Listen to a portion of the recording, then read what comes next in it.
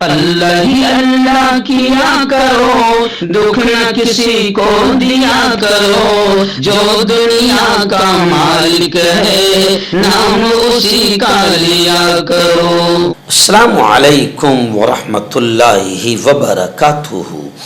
नाज़रीन, इस्तक़बाल है, स्वागत है आपका viral news live studio Jalgaon Maharashtra India में। मैं आपका मेज़बान मुफ्ती मोहम्मद हारून नदवी।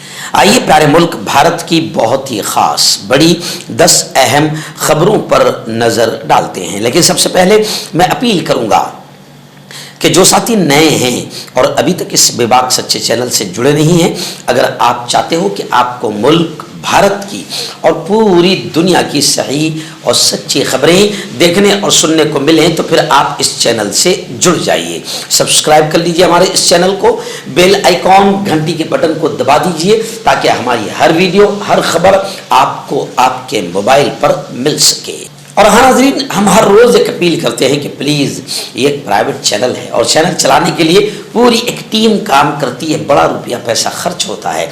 अगर आप चाहते हो कि ऐसे चैनल जो जुल्म और जालिमों के खिलाफ बेबाक अंदाज में बोल रहे हैं, अगर आप चाहते हो कि ऐसे चैनल मजबूत हो, तो प्लीज़ आप चैनल की फाइनेंशियल हेल्प, माली ताउन, माली मदद ज़रूर कीजिए। स्क्रीन पर आप नज़र डालें, हमारे चैनल का बैंक अकाउंट नंबर भी दिया गया है। और अगर आप ऑनलाइन पैसा भेजकर मदद करना चाहते हैं तो गूगल पे, फोन पे और पेटीएम तीनों का एक ही नंबर है 9637541786।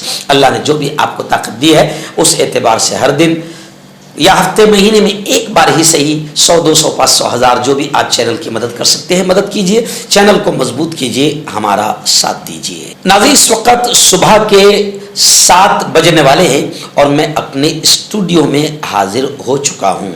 गुज़िश्ता कल मैं इस वक्त राजस्थान के जयपुर एयरपोर्ट पर था और वहाँ से आवाज़ की शक्ल में भी मैंने आज तक खबरें रवाना किया। हम कहीं भी जाए मगर सबसे पहले आप तक खबरें पहुंचाने की कोशिश करते हैं।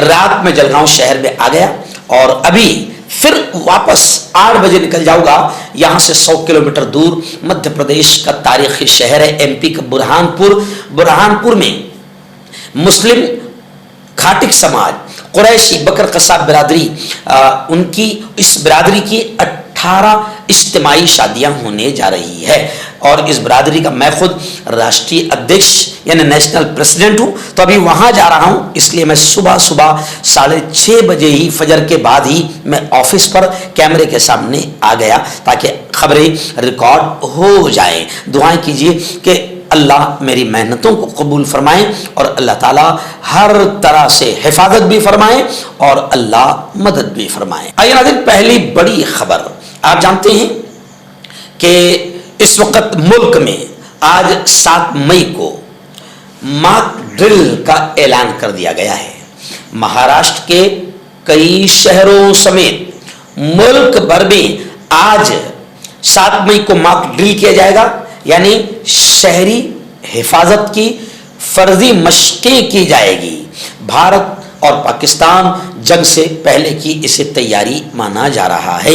ये पहली नंबर पर इस खबर को मैं इसलिए सुना रहा हूं कि कुछ लोग सोशल मीडिया पर अफवाहें उड़ाएंगे, गलत खबरें चलाएंगे। ऐसा कुछ नहीं है, ये किसी भी मुल्क की जंग से पहले की शहरी हिफाजत की मशकें करवाई जाती है और ये फर्जी है, यानी ये ओरिजिनल कोई जंग नहीं है। और वैसे भी मोदी जी ने आंखें दिखा दिया है पाकिस्तान को। मोदी जी की लाल लाल गुस्से वाली आंखें देखकर ही पाकिस्तान पेशाब करना शुरू कर देता है। बहुत डरता है हमारे मोदी जी से, इसलिए पुलवामा हमले का भी कोई रिजल्ट सामने नहीं आया, आज तक कोई आतंकवादी पकड़े नहीं गए।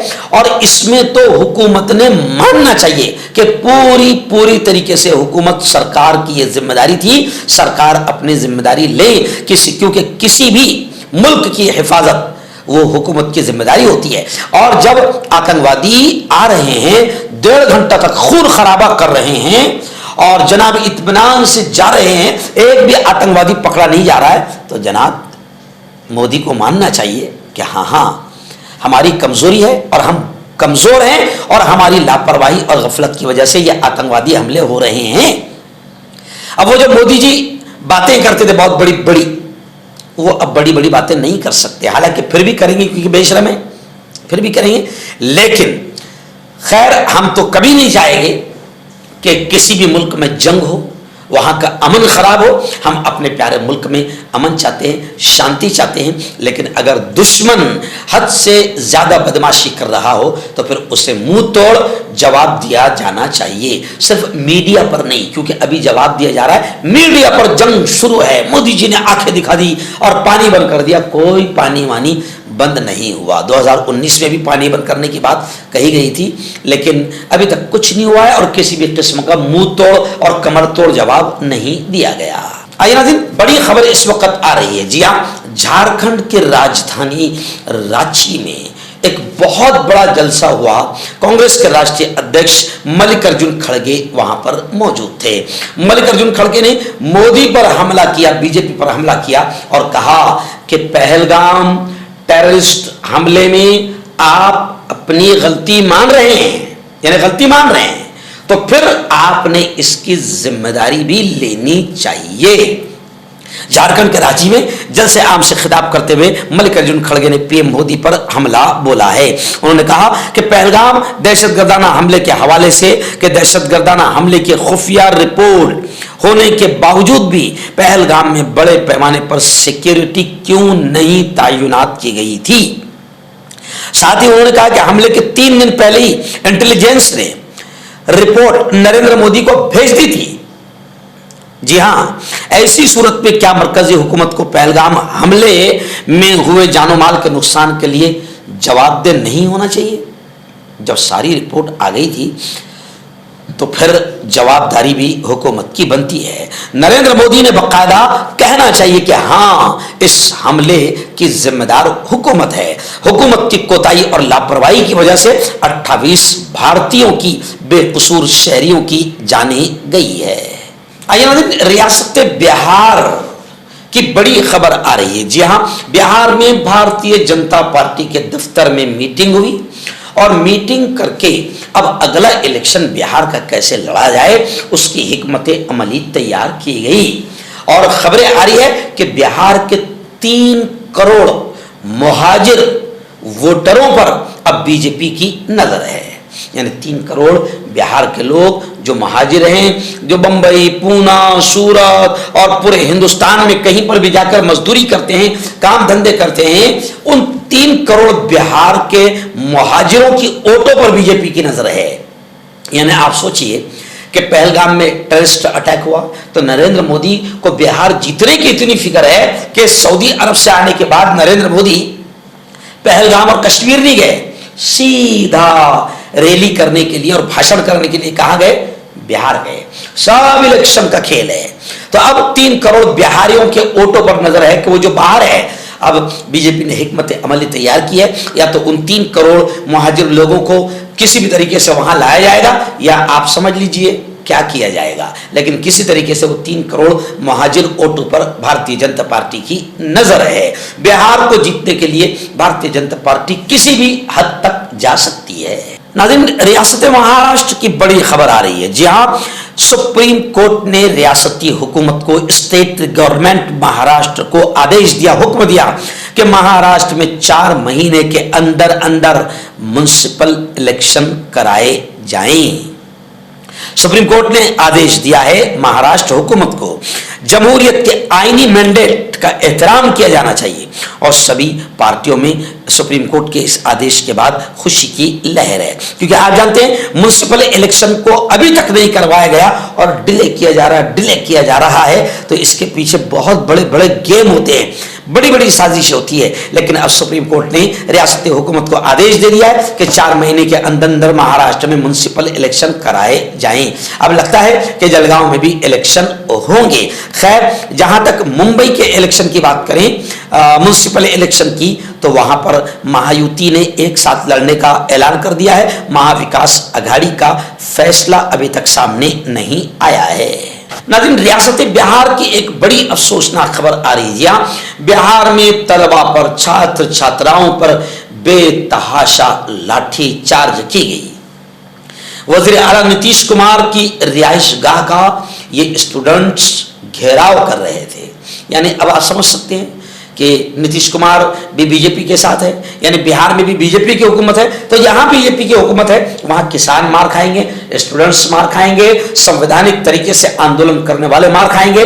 और इतनी बेशरम बीजेपी है कि स्टूडेंट्स और बच्चों पर, पढ़ने वाली बेटे और बेटियों पर लाठी चार्ज में ये बेशरम हुकूमत कोई कसर बाकी नहीं रखती। इस मामले को लेकर अपोजिशन लीडर तेजस्वी यादव बरहम हो गए, गुस्सा हो गए और उन्होंने कहा कि इस बार इस बेकार और नाअहल हुकूमत को सजा मिलेगी। उम्मीदवारों पर लाठी चार्ज पर अपोजिशन लीडर तेजस्वी यादव बरहम हुए हैं और उन्होंने कहा है कि इस बार बिहार की हुकूमत को बिहारी मजा चखाएंगे। नाज़रीन, हमारे अपने शहर जलगांव में गुज़िश्ता रात इक़रा यतीम कॉलेज के मोतीवाला हॉल में हजरत मौलाना गुलाम मोहम्मद वस्तानवी मरहूम रहमतुल्लाहि अलैह के लिए एक ताज़ियती इजलास का एहतमाम किया गया था। अलहाज अब्दुल करीम सालार साहब ने इस इजलास की सदारत फरमाई और इस इजलास में all India Muslim personal board coordination committee के तमाम जिम्मेदारान, सैयद एयाज अली, खालिद बाबा बागबान, ऐसे ही मौलाना मुज़म्मिल नदवी उलमा कौंसिल के, ऐसे ही हाफिज सफ़ी, इकबाल भाई पीरजादे और अयाज अली और मैं खुद वहाँ पर इस मीटिंग में मौजूद था और मेरी ही दुआ पर और तकरीर पर इस प्रोग्राम का इख्तिताम अमल में आया। इस मौके पर हजरत मौलाना मरहूम गुलाम मोहम्मद वस्तानवी साहब की जिंदगी, कुरान को लेकर और दीनी उलूम को लेकर उनकी तमाम खिदमात और असरी उलूम को लेकर उन्होंने कैसे कौम को, उम्मत को कीमती सरमाया दिया है। कॉलेजेस का, MBBS कॉलेज का, BMS, DED college, BEd college, उनकी जितनी खिदमात है गुज़िश्ता कल इस ताज़ियती इजलास में उन खिदमात का जिक्र किया गया, मौलाना को याद किया गया और मौलाना मरहूम के मिशन को याद किया गया और उनके लिए मग़फ़िरत की दुआएं की गई, उनके दर्जात की बुलंदी की दुआएं की गई और उनके अहल खाना को अल्लाह सब्र जमील अता फरमाए, ऐसी दुआएं की गई। गुज़िश्ता कल का ये ताज़ियती इजलास, इसमें शहर के तकरीबन हर पार्टी के जिम्मेदारान और मुख्तलिफ अलग अलग संगठनों और संस्थाओं के जिम्मेदारान बड़ी तादाद में मौजूद थे और इलाके के नगर सेवक कारपोरेटर रियाज बागबान भी इस मौके पर मौजूद थे। और यकीनन हजरत मौलाना मरहूम गुलाम वस्तानवी को याद किया जाता रहेगा, उनके लिए दिल से दुआएं निकलती रहेगी, क्योंकि उस शख्स ने जो काम किया है दीनी एतबार से भी, दुनियावी उलूम के एतबार से भी,